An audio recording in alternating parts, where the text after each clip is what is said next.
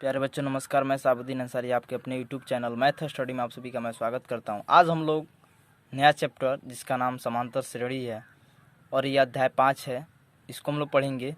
तो जैसे कि आप देख पा रहे हैं कि समांतर श्रेणी उसका जो इंग्लिश होता है वो अर्थमेटिक प्रोग्रेशन होता है, जिसको शॉर्ट नेम में एपी कहा जाता है। तो इसको पढ़ने से पहले सबसे हम लोग पहले श्रेणी की डिस्कस कर लेते हैं कि श्रेणी क्या होता है।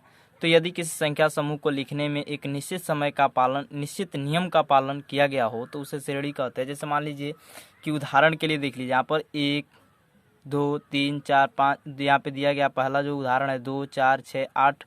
और यहाँ पर मान लीजिए आपसे ब्रैकेट में पूछा जाए कि आप बताइए यहाँ पर क्या होगा, तो आप कहेंगे यहाँ पे 10 होगा और यहाँ पे 12 होगा, क्योंकि आप देख पा रहे हैं कि हर एक स्थिति में 2 की क्या की है, वृद्धि की जा रही है। तो अगला भी संख्या में 2 का क्या होगा, वृद्धि होगा। इसलिए आप आसानी से बता पा रहे हैं कि यहाँ पे 10 और यहाँ पे क्या होगा, 12 होगा। तो इसमें एक नियम क्या फॉलो किया जा रहा है, तो इसमें नियम ये फॉलो किया जा रहा है कि 2 को क्या किया जा रहा है, वृद्धि किया जा रहा है। दूसरे में देख लेते हैं, तो 1 2 3 4 5 4 है, यहाँ पे मान लीजिए ब्रैकेट में पूछ दिया जाए आपसे बताइए, तो आप कहेंगे 5 होगा, यहाँ पे क्या होगा, 6 होगा। तो इसमें भी आप देख पा रहे हैं कि हर एक स्थिति में क्या किया गया है कि एक एक संख्या का वृद्धि किया गया है। तो ये भी एक प्रकार का नियम का फॉलो कर रहा है कि हर एक स्थिति में एक संख्या की वृद्धि हो रही है, तो यह भी एक प्रकार की क्या है, श्रेणी है। चलिए अब हम लोग बात कर लेते हैं कि समांतर श्रेणी क्या होती है। तो जैसे कि आप लोग समांतर के नाम से आप लोग जानते हैं कि समांतर किसे कहते हैं। तो आप जानते हैं जिसमें क्या हो, समान अंतर हो, जिसमें समान अंतर वही क्या कहलाता है, समांतर कहलाता है। तो चलिए इसको हम लोग परिभाषित कर लेते हैं। तो हम कहेंगे कि पदों की ऐसी श्रृंखला, पदों की ऐसी श्रृंखला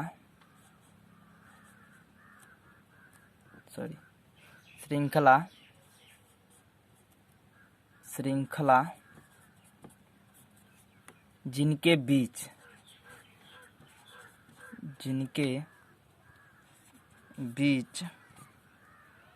समान का अंतर होता है, के बीच समान का अंतर होता है।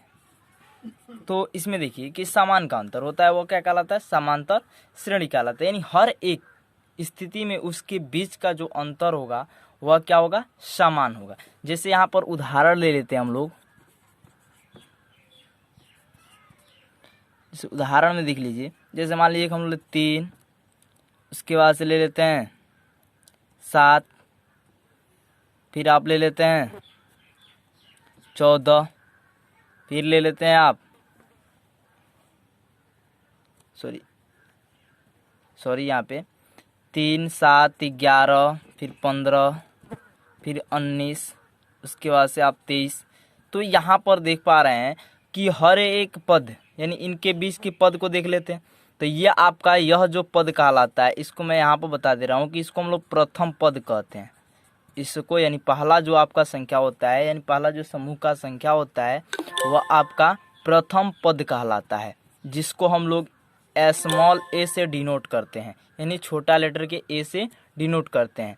उसके बाद वाला दूसरा पद, तृतीय पद, चतुर्थ पद और पांचवा पद ज्ञात होता है।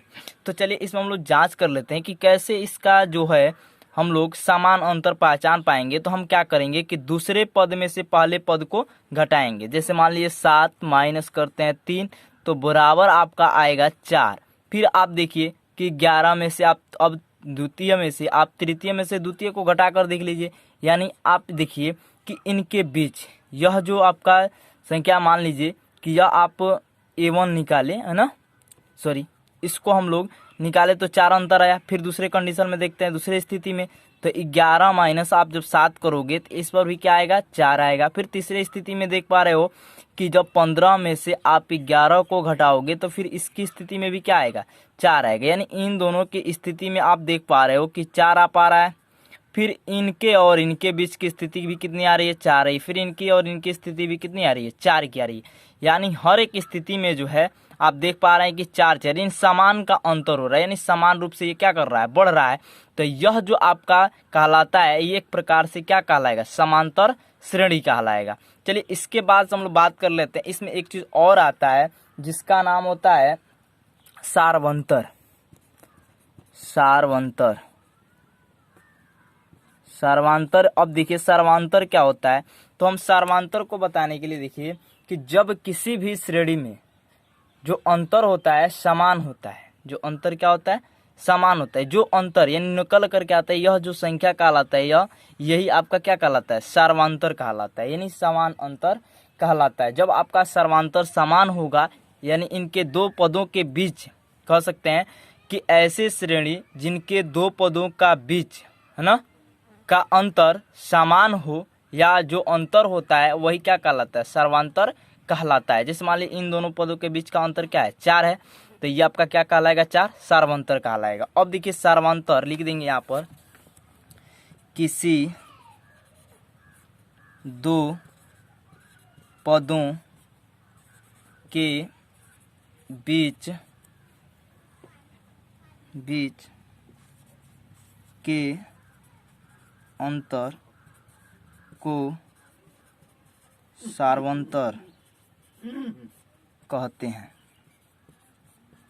यानी दो पदों के बीच का जो भी अंतर होता है उसको हम लोग क्या कहते हैं, सर्वांतर कहते हैं। जैसे मान लीजिए हम पहला यहीं पे इसी उदाहरण को ले लेते हैं। जैसे देख पा रहे हैं आप लोग कि पहला अगर निकाला जाए कि पहला जो है आपका दिया गया है कि 3 और दूसरा 7, फिर आपका दिया गया है 11, फिर आपका 15, फिर उसके बाद से 19, फिर 23। तो अगर यहाँ पर हम सर्वांतर निकालें तो सबसे पहले हम लोग समझ लेते हैं कि सर्वांतर को डिनोट किससे कहते हैं, तो हम स्मॉल डी से सर्वांतर को स्मॉल डी से निरूपित किया जाता है या डिनोट किया जाता है। अब देखिए कि ये जो आपका है यानी इसको डी से प्रदर्शित किया जाता है। तो सबसे पहले अगर इनके बीच हमको सर्वांतर निकालना है तो लिखते हैं, सूत्र जो होता है वह होता है सर्वांतर बराबर सूत्र हमारा होता है कि द्वितीय पद माइनस होता है प्रथम पद। ये आपका सर्वांतर का फार्मूला होता है। यानी जब आपका द्वितीय पद, यानी जैसे मान लीजिए द्वितीय पद ये है, तो इसमें से जब इसको घटाएंगे तो हमारा पहला जो D1 सर्वांतर है वह निकल जाएगा। फिर अब द्वितीय पद ये आपका ये हो जाएगा, प्रथम पद ये हो जाएगा, इनके बीच अगर निकालेंगे तो वह आपका D2 निकल जाएगा। इस तरीके से हम ज़्यादा से ज़्यादा निकाल सकते हैं। अगर आपका सर्वांतर समान है तो आपका वह जो श्रेणी है वह समांतर श्रेणी है। वह कौन सी श्रेणी है, समांतर श्रेणी है। अगर आपका सर्वांतर समान नहीं है तो वह आपका समांतर श्रेणी नहीं है। मैं उम्मीद करता हूँ आप लोग को यह चीज़ समझ में आ गई होगी। तो इसी पर आपका आधारित जो अगला एक्सरसाइज है वह है, तो आप इसको पूर्ण रूप से सही तरीके से समझ लिए होंगे, मैं उम्मीद करता हूँ। तो आप लोग को अगर वीडियो समझ में आ रही है तो आप लोग लाइक करें, शेयर करें, अपने दोस्तों के पास ज़्यादा से ज़्यादा शेयर करें। Thank you, bye.